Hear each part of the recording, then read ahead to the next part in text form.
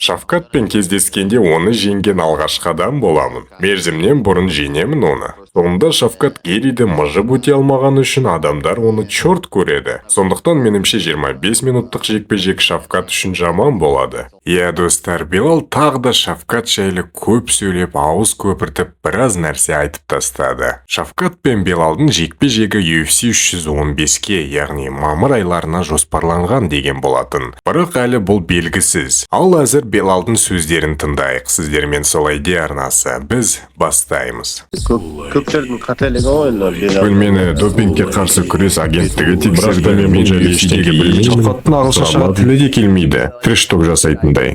Әрине, маған да титуліне жекпе-жекке дейін өте жақын тұрмын. Сондықтан да тек қана маған жеңіс керек. Шафкат пен Геридің жекпе-жегін құр қарап, өзін төбелесе алмағаның қиын болды ма сен үшін? Қатты қынжылдым, түсінесің бе? Туған туыс дос-жараның барлығы ұшаққа билет алып, турнирге билет алған еді. Енді өзін төбелесе алмай құр қарау үшін жүрген ауыр болды. Бірақ Құдайдың жоспары әрқашан біздікінен маңыздырақ. Сондықтан мен оған сеніп, оған бәрін тапсырдым. Сондықтан ол жақта құр қарап, зерттеудің өзі маған жақсы мүмкіндік болды. Қарсыласымның жекпе-жегі көп болғаны жақсы, зерттеуге ыңғайлы оны толығымен. Оған қоса олар 25 минут бойы төбелесті. Сондықтан бұл маған пайдалы болды. Бұл расымен қызық. Екі жігіттен не нәрсені түйіп алдың? Себебі Гери адамдардың күткенінен қарағанда керемет өнер көрсетті. Кейбірі Шафкаттан көп нәрсе күткен болатын. Бірақ әрине Гери осал қарсылас емесі анық. Сондықтан жекпе-жек оған оңай болмады. Білесің бе, адамдардың жекпе-жектің алдында үнемі өз ойлары болады. Сосын жекпе-жекте сен олар күткендей өнер көрсетпесе, сені жексұрын қылады. Ал бүгінгі бейнеміз Бекнияздың арқасында шыққан болатын.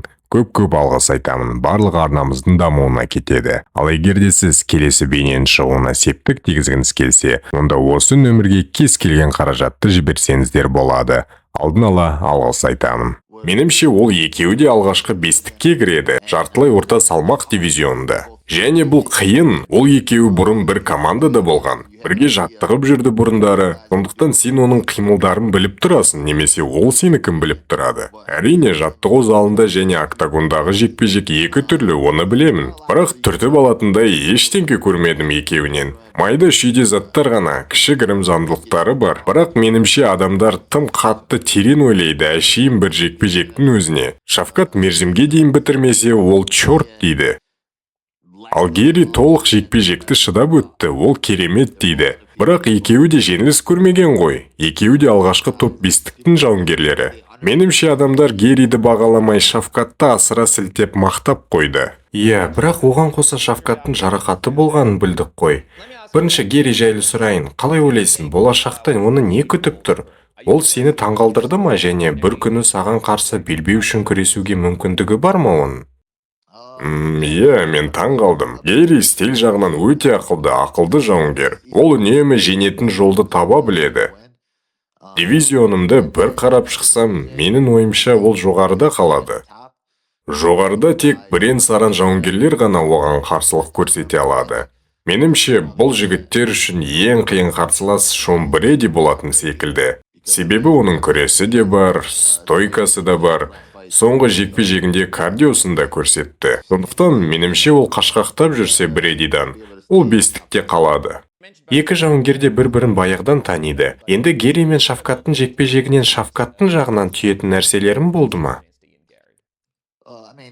25 минут бойы ол жігіттің іс-қимылдарын қараған пайдалы болды.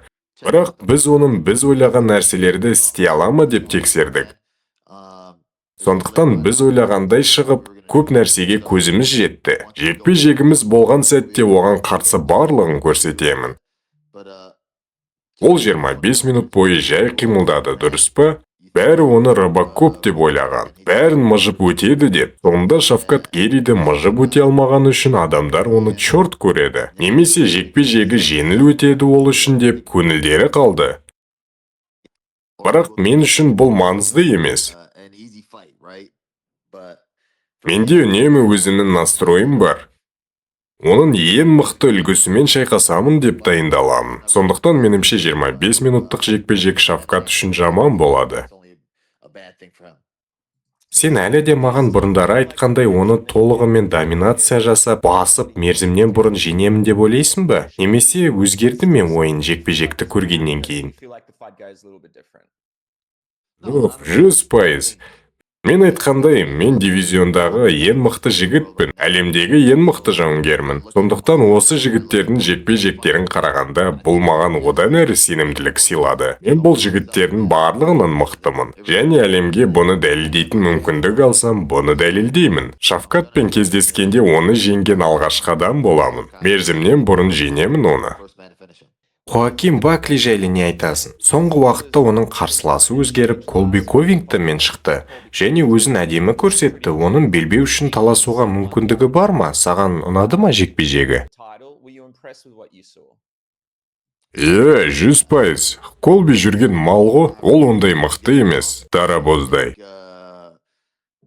Және Бакли жақын болды мерзімнен бұрын жеңуге. Тағы 2 раунд болғанда, Колбидің ісі бітетінін адамдар түсінер еді. Бірақ менімше дәрігер Колбиге өмір сыйлады. Ол болса, мен енді ғана оянып жатырмын ғой.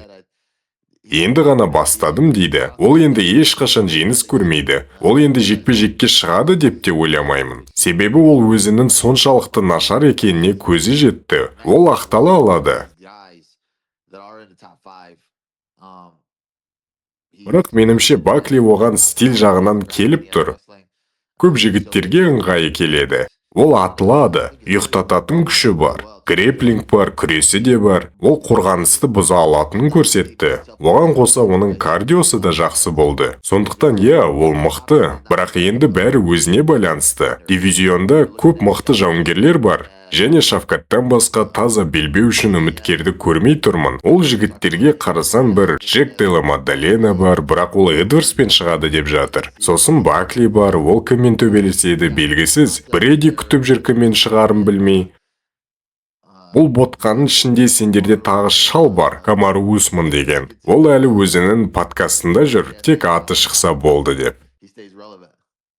Белалдың ойы жайлы не ойлайсыздар? Өз пікірлеріңізді астыдағы комментарияға қалдырып кетіңіздер. Бұл жекпе-жекте Шавкат қай раундта жеңетінін де жазып кетіңіздер. Ал соңғы бейнедегі ең ерекше комментарийдің бірі Муслим Алихановтан. 125 миллиард емес, $20 000 жетеді. Кішігірім үйімді көтеріп алуға, бір нехсияма, бірдеме алып алам болды. Пофиг, Хабиб болса Хабиб, Конор болса Конор, любойымен шығар едім. Сіздер не ойлайсыздар? $20 000 Хабиб немесе Конормен төбелесуге дайынсыздар ма? Және бір үй көтеріп нехсияны алуға жете ма $20 000? Өз ойларыңызды астыдағы комментарияға жазып кетіңіздер. Сіздермен болған Солай де арнасы. Бізді қолдап жазып жатқан комментарийларыңыз үшін, пікірлеріңіз үшін алғысым шексіз. Қош аман сау болыңыздар, лайк басып, арнаға тіркелуді ұмытпаңыздар. Жақсы жаңалықтарда жүздескенше аман болыңыздар.